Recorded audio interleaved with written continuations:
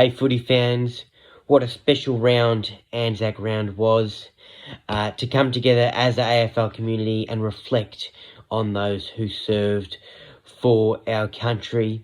Beautiful ceremonies before the games. The Tigers took on the D's on ANZAC Eve, that iconic clash, the Tigers losing 42-85. I didn't think it was the best game of football, but it was good to see the D's, get the job done in the end and get a nice win there to open up the round.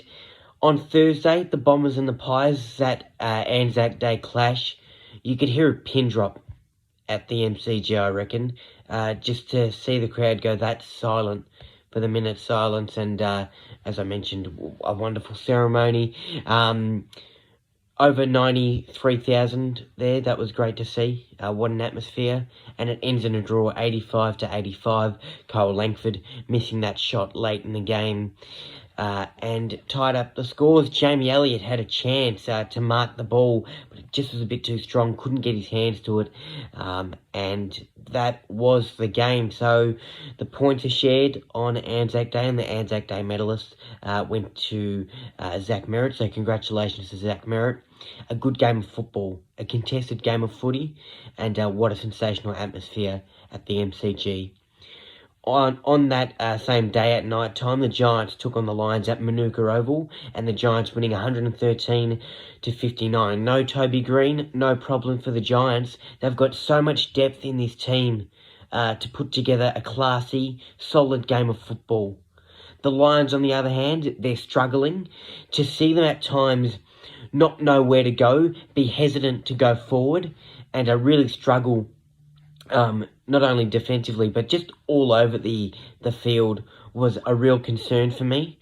And the Brisbane Lions have been the disappointment of this season so far. You can say whatever you want about North Melbourne and how poor they are and that they're, bottom of the league, etc. You can say what you want about, your teams like Hawthorn and a couple others.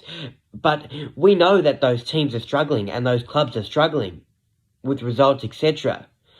The Lions are the disappointment of this season so far. They made the grand final last year.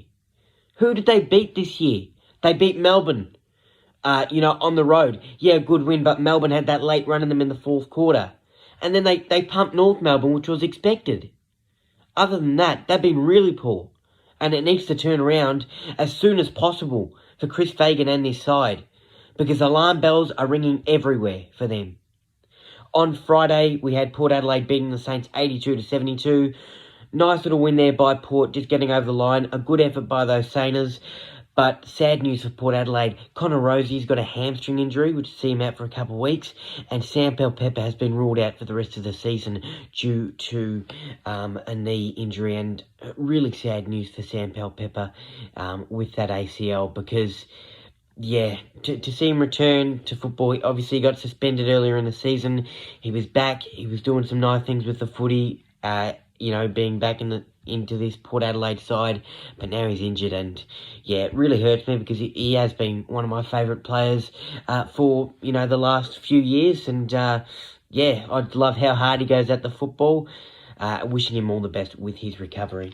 On Saturday, the Roos lost to the Crows in Tassie, 81-138. No surprise there. The Crows with a very nice win and, build up their confidence a bit more, which would be great for them. The Cats beat the Blues 118-105. Great crowd at the MCG. The Blues, what a run late in this game. They stayed alive until that final siren, and they weren't giving up, that's for sure. But the Cats, too classy in the end, and wrapped this game up, and they remain undefeated and sitting pretty on top of that ladder, that's for sure. Freo beat the Dogs 95-71 at Optus Stadium.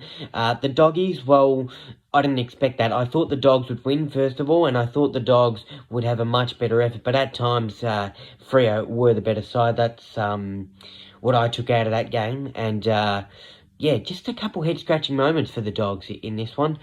On Sunday, we had the Suns beating the Eagles 112-75, and then the Swans absolutely smashing the Hawks 118-42. And what a great win by the Swans. A dominant win, that's for sure. Folks, it's time for Isaac's GMP of the round. Let's get into it. This goal of the round wow, it was good. And I know everyone was talking about the Dan Houston torp, which led up to this goal, but Willie Rioli, take a bow. The agility, the composure, and the class. He sold some candy. And as Brayshaw called it, what did he say, the disco steps, I think he said, was his commentary call, something along the lines of that. Just great footwork by Willie Rioli. As I mentioned, the composure was great, and a lovely goal there. My mark of the round goes to Jamie Elliott. How could you not give this mark of the round? How could you not give this mark of the year? This is mark of the year. It is going to be tough to beat it, and I don't see anyone beating it. A sensational screamer over Ben Mackay. It was one for the ages, one of the best marks I've seen in the last few years. It gave me flashbacks, and I know, obviously being younger, I wasn't, born to watch the Tony Modra era, but obviously I've seen highlights, I've seen replays of games. That's flashbacks to Tony Modra, the likes of Tony Modra. I'm not saying as good, because obviously Tony Modra was one of a kind, but Jamie Elliott, that is definitely on par, and probably one of the best screamers that the AFL has seen in the last 5 years or so. What a mark, and to go back and kick the goal as well was just the cherry on top of that play. My player of the round goes to Tom Green. 1 goal, 37 disposals, 5 marks, 5 tackles, 7 clearances, 428 metres gained, 3 inside 50s, 9 score involvements. What a great player. I was speaking to a few people before the season, and one of my co-workers said to me, Tom Green's a smoky for the Brownlow. Well, if he keeps putting up stats like that, he will definitely be, and he will definitely be in the top 4 for the Brownlow votes. To see his consistency this season has been absolutely brilliant. He has been a rock, not only in the midfield, but the press for the Giants to get the ball forward.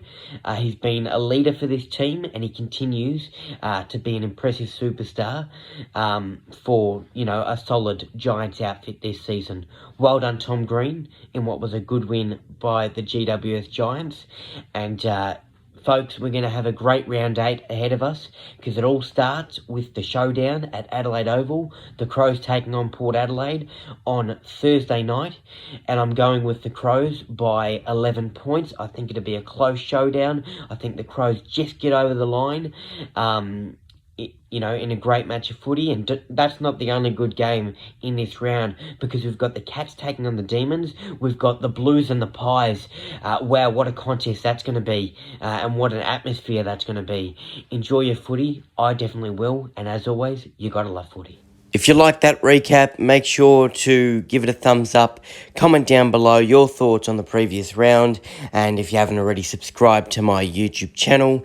And for more of my content, make sure to follow my Facebook page and also my Instagram page. Plenty of more sports updates on there.